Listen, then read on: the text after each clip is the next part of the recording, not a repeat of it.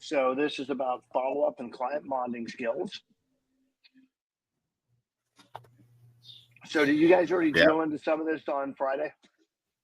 So we drilled into a little bit with the 10 steps to follow up. Don issued a challenge that we should put together a template or do something on that whoever did the best work on that would win a coaching session with them. I did some, so I'm secretly hoping that everyone else did it and mine is still the best. And well, let's hear from you guys what you covered Friday, and let's get some more great stuff into content today and wrap up this chapter today. So let's go. I want to hear from you guys.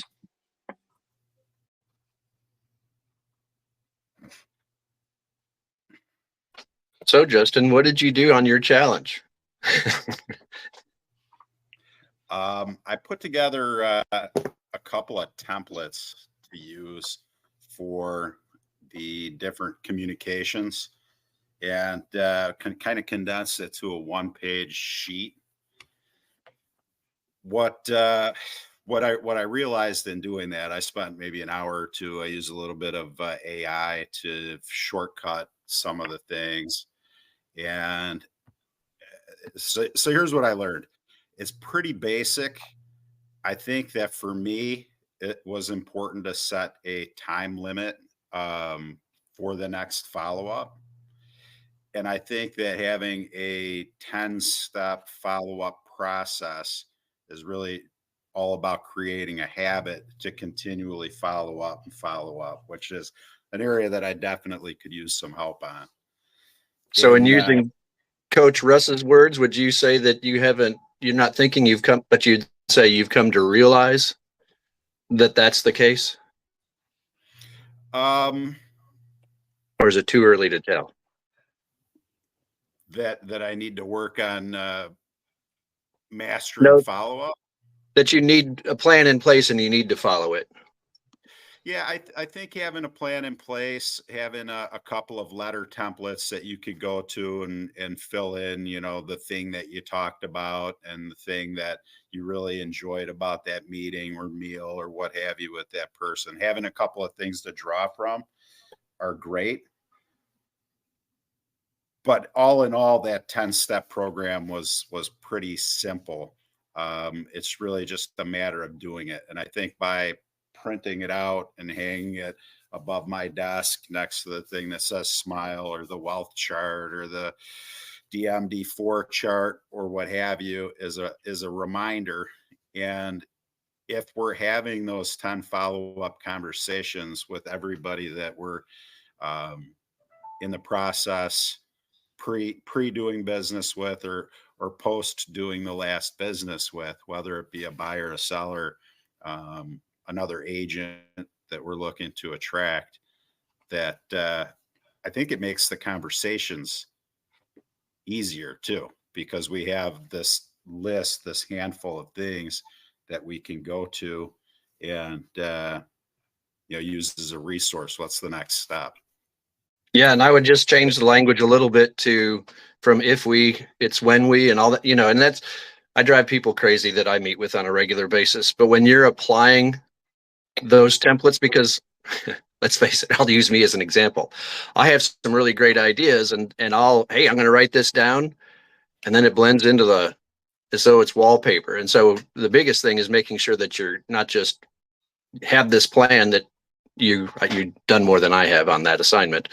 You're actually coming to realize that when you do it, you get results. And when you were talking, I was thinking about a listing appointment that I went on a couple of weeks ago, and I did follow up, but I was just thinking that had I followed up when I got to the stop sign, hey, it was great meeting with you, and had a plan of action, it would have been way more effective. And I think that's what you're saying. Well, let's even cover that in a minute, Tom, because I just want to see by show of hands, how many of you have a plan and do it that within 2 hours of leaving every listing appointment, you're reaching out with some type of follow-up message? So I there's do like now. 3. He does now, right? So out of this room of 21, there are 3. Wow. So think about that, just step 1. Yes, there's 10 steps here, but how about we just get step 1 done? Right? Rather than, because this is one of the things I witness and I hear from certain people in this room, they're going to want to have all 10 steps written out and perfected and run through AI and verified and then run by all their friends to make sure it really is before they even take 1 step. And I want you instead to take the step today. Even if you're just winging it today, you're at least taking the step. Okay? That for me is the bigger, taking the action. Celeste, what do you got? My trick, if I'm going to call it a trick, but my thing is when I make phone calls, I have envelopes and note cards that are nearby. But as I make the call or if I have a listing appointment, I make out the envelope already and get it all done. The envelope is the key. If you don't have the envelope done, then what's the point? Because you're going to use that as the excuse. I don't have a stamp. I don't have a return sticker, whatever. And can you plus it? So like, that's my other thing is what can I do that I'm already doing that by doing it, I'm going to make it even better. So what I did was I actually have, where are they? Well, they're somewhere right here. I have a label that I created that is the new logo of my C for my name, Celeste, but it's got Celeste and then it's got the last name Bar. And every envelope that I send out, I have a sticker that's a round sticker that I use to finish off. This is coming from me. It's something special because I want you to hear, and this is just my example. I went on an appointment. I met a seller. She listed with me. We sold her home. And I followed her just in relation, just because I liked her. And I sent her handwritten notes after calls that we talked about stuff. And I always everything was about her. Well, my stickers are part of this whole look. She says when she receives my handwritten notes, she covets her notes from me because she knows it's something special and it's about her. So I got to say, if you do it consistently, people begin to go, I want to know more. Like, what did Celeste write me this time? Yeah, people don't get good mail anymore. It's mainly junk mail. So Do the handwritten notes. A handwritten note, that's a big deal. I also think that if it's a colored envelope instead of just being a white envelope, it will stand out more. It won't get thrown away by accident. And then people look and go, oh, what's that? So they know it's not one of those computer handwritten things that they're sending now. So, yeah. So that was, sorry. go ahead, Caesar. So one aha moment where it's like a bad thing was the thank you for your time piece, where that, we should, I guess, not say that. And I was like, oh, I constantly say that all the time. And it's just being grateful. But again, in the wording here, I like how he words it, but that step 1 is crucial. I somewhat do it with the people, say, thank you for here's my contact, but not with a personal, something that I remembered from the story. So this is like a great, just step 1, just to follow up. And then just a side note, in I don't remember what chapter behind here was, but it says to also give like a funny story from a Far Side gallery. And I don't know if you guys ever even know what that is, because some of us are a little older. I know sometimes people don't think I'm as old as I am. A funny story, I had this book from like 30 years ago when I was still living in Argentina that my wife wanted to throw away. And I was like, you know what? It's just a funny kind of goofy thing. And I was like, and it was like literally this is what it was. It was like the Far Side, and I was like a bunch of little jokes in there. So I thought it was really cool that that he brought that up, saying like you could take a joke from that Far Side book and add it to these things. So I've been paging through and seeing like what's a good one. So Just a little side note that's what Farsight is, if you guys weren't aware of that. Well, that's a great research, by the way. In our world, we can use the Dilbert principle when it comes to business and working business to business, right? There's other people that we can leverage their humor. So that's a brilliant idea, Caesar. I heard another male voice speak up. Tom, I think it was you. It was not me. I was gonna say that, like Caesar, I thought that was interesting to not thanking the person for their time, and not what I really got out of that was not to devalue ourselves. I think that was the biggest underlying message, and I was considering what other ways there might be to acknowledge the time together.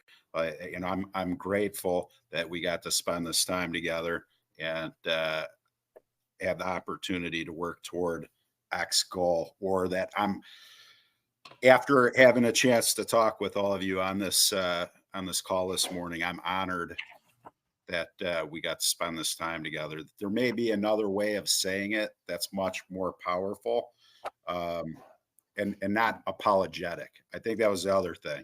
He said not to say thank you, but the biggest impetus of it was not to apologize or be, apologetic for taking the time or devalue yourself. Yeah, I was leaving a listing appointment on Friday, and as we were walking towards the door, I started to say, well, thank you for your, and I went, oh, I can't say that. What am I going to say? And so again, here's where we're talking about knowing what you're going to say. And there was a song, I think from the 70s, I'm not sure. My ad lib lines were well rehearsed. In this case, I said, I appreciate the opportunity to understand why you want to sell, not just that you want to sell. And she thought that was the greatest thing she'd ever heard. I like that. I'm truly loving having all of the books that we've already read as part of my new it feels like an armor, not necessarily it's an armor, but just that, we're getting all these wonderful ideas and skills. And I do believe that as these books, but this is one I really think is good. And on the same token, everything we do, we have to remember, how do we stay remembered? How do we stay remembered in our clients' eyes? And, if we're not saying we're grateful for their time, then how do you think you can stand out? How do you make yourself different? And I would gather just a simple handwritten note can make a huge impact on how people feel, because don't just say the basics. Oh, it was great to meet you. And, we'll follow up and stuff. Talk about them. Well, the author talked to, sorry. No, go ahead. I'm sorry. The author talked about the letters that he would write. I mean, going back to the Xerox example, when he was on the phone for an hour and his boss was getting so annoyed with him, and, what the hell were you doing for an hour? And then you don't need to spend that time. But still, his notes were, hey, the next time we get together, which was getting them future focused, I want to tell you about a time when my daughter did something similar to yours. That kind of thing. And so really, instead of being in this business mold that I think most agents are in, it's a matter of being in a relationship mode. Yeah. And that's the big thing. And what is it that what would we do if this were my friend? I'm glad you said that. Two of the 10 steps, so 2 and 7, are one is a call, and the other doesn't say to offer it as a call, but it's what are something that you can do of value? What is something that you can add of value to them, be it networking, be it a training, be it inviting them to our book Mastermind. I think it's easy for us to get stuck in what is a property valuation worth, or tell them to change their furnace filter, some real, and there is value to some of that stuff. But I think that we, individually and collectively have items of value that we can contribute to our clients that are much higher level. And I think that, again, back to the having a process. So there's twice in there that we're encouraged or reminding ourselves to reach out and offer them something of value that's going to create that friendship bond and create value in dealing with us. And at the end of curious what ideas, we don't need to take the whole conversation that way, but like what items of value other people have that I wouldn't have maybe thought of, not like the common things. What would be an uncommon thing if anybody thinks of anything? Sorry, go ahead, Tom. Well, just at the end of last week's call, I mentioned somebody from Arizona who the people that she's going to list their house are just going, are you going to work with me or not? And so, and the question that you asked was, how did they do it? And I think instead of asking how they do it, if we look at this book as a guideline and we look at each other as opportunities and we see how other people don't do things, it's what is it that you want to build into? Is that the standard that you want, that people are just begging you? I mean, who wouldn't want that? But what is it that you're doing and what's the purpose of all of this? And it's to grow your business. But I think a lot of this actually really builds, or a lot of this conversation builds into the next chapter, which I went ahead and was reading, and that's talking about your affirmations and goals and all that kind of stuff. So what's the purpose of doing this? And so instead of the mushy language that gets on that bothers me a bit, where they say, well, if I do this, I'll be successful. They're just changing it to win. But I think that's where we're heading. I think some of that is the identity piece too. For me, and up to this point in my career, there's been a layer of scarcity and, really wanting or feeling like I needed for business. And if you look at it in any other business, if I had a charter boat and I was going to go out twice a day, X amount of days per week, weather permitting, there's a limit on how many people that I could put in that charter boat without buying more boats or hiring other agents, right? So there's a limit to how many clients that I can offer my time to without scaling. What would that look like? I really, until you were talking about that, I never thought about that. Like, what would that problem look like if we had so much business that we had to turn some away?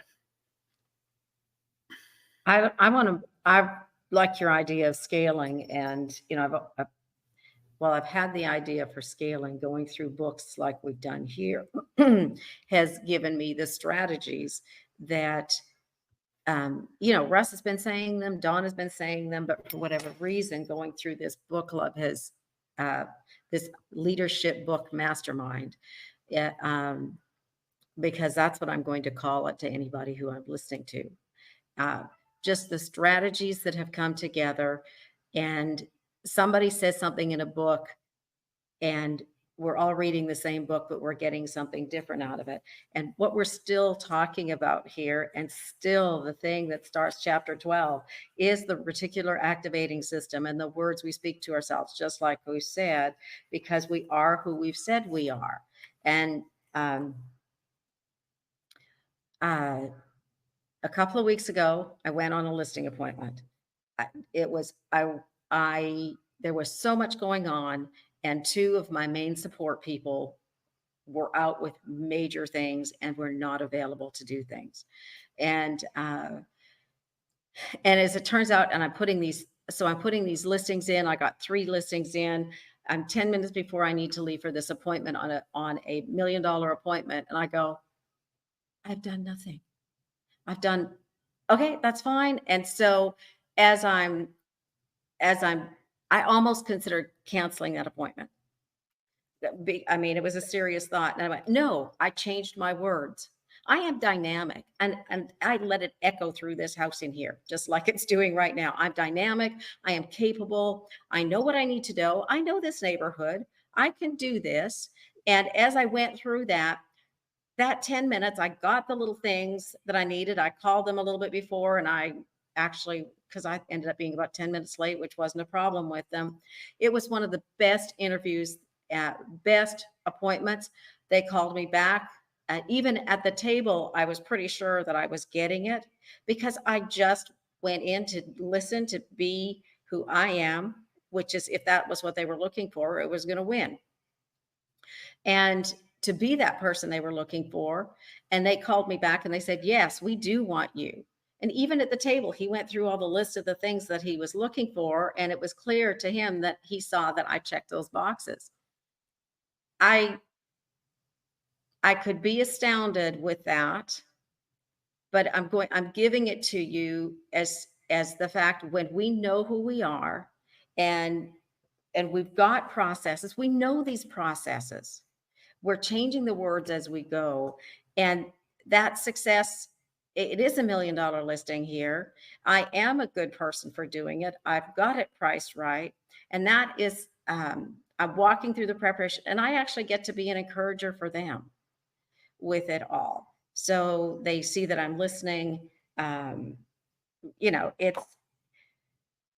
We're getting what we want. The systems, I believe I can see systems now that I couldn't see. And the scaling part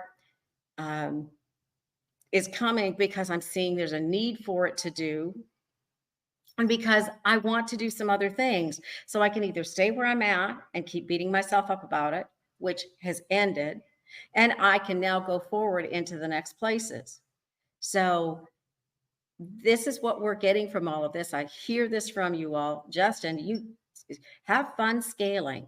You've just stepped through places where you could see yourself doing things that you didn't before. And like Russ says to us, okay, so what are the things you can delegate to somebody else? Now that you have a system, you can delegate them to somebody else. And by the way, we've already learned how to hire that astounding person that we would never have thought, that we now get to realize we're worth having, and they're looking for us as much as we're looking for them. They want something to do, to believe in, and that's worthwhile. And what we're doing, we're changing lives. We're creating futures. So yes, we are, and we can do this. And I too am grateful to be part of this leadership book mastermind with all of you. Awesome. And I appreciate that, Jeanette. And one of you hit on so many nuggets of what we're doing here. Yet it all distills down to your business grows to the extent that you do. And you guys are all here growing individually. Somebody can take this material and do all the do. But if their heart's not in the right place, if their attitude isn't in the right place, if their energy isn't in the right place, it's not going to work. And so that's why, again, we're moving one more time into a big mindset piece after today that is going to keep us moving forward in this morning mindset mastermind every single day. So 4 more minutes. What else you guys have? I'll add something to just the second step of making the follow-up call. And another side note too about scaling. Scaling, I feel, isn't very important too, but I feel it's not as important as having your foundation. And because my question is, are we servicing our clients currently to the highest level? Because if we're not, I don't see how we can scale if we're not doing that up to the highest level. And that's a big foundation of, I think, why we should have these follow-up steps and routines and procedures so we can actually scale. Because without those procedures, I don't think you can scale, because you can't tell. You can do the things, but like how you can teach somebody else to do them. But and then on the second step, I think I mentioned this in a prior when we were talking, how my client would call me even when his car would break down, and he's like, what should I do? And that's why this little paragraph hit me here, where it was like, your clients may call you for advice on whether they should buy a new suit from the suit store or what they should order from your catering business to serve at their next dinner party. So that was like a cool thing to understand, that they see you as the expert. So they were like, well, might as well call him. As well, a few paragraphs before, it says how, you want to wiggle yourself into giving some value to their staff. When they're saying like, oh, when they're talking about hook up other companies with another one's like they said, well, let's call Chet to get his viewpoint on it, see if he can help us. So I thought that was another cool point of we have to help people, even if it doesn't help us directly, because they'll see us as this helping hand, and that we're the expert in not this area of our business, but in other ones as well. Just want to hit on that point. Well, one of the key things you hit on early that I want to make sure we anchor right now, because you said, we got to make sure we're serving our clients at the highest level right out of the gate. And I just want to anchor that our clients are the people we've closed escrow with. They're not a client until you've actually closed. So are you really now, like Caesar was talking about, maintaining that relationship and providing them even better service after they've shifted to becoming a client rather than a client in making? What else you guys have? One of the last things that I got out of chapter 11 that I don't want to gloss over myself and really wanted to reiterate for everybody else was on page 267. The after the exercises, when you get into the value add from Amanda, the daughter, she talks about following up on social media. She talks about salespeople who utilize social media, outselling their peers, contemporaries, whatever, by 78%. And I want to make sure for me that I don't lose that. So I think that's the next step, is the part that I haven't done with taking the 10 steps and looking at how to adapt those to social media to make it easier for me to offer and easier for the people I work with to receive. Phenomenal. And yeah, she always has incredible nuggets to add. So guys, it is right up at the bottom of the hour. Want to make sure we're respectful of everybody's time. 30 minutes from now is the accelerators meeting. For those that really are looking to start expanding their organization, get right back into meeting.com/epic for that. And then call time. Could sure use you guys help leading call time, as I'm not 100% sure I'll have a voice by the end of the day.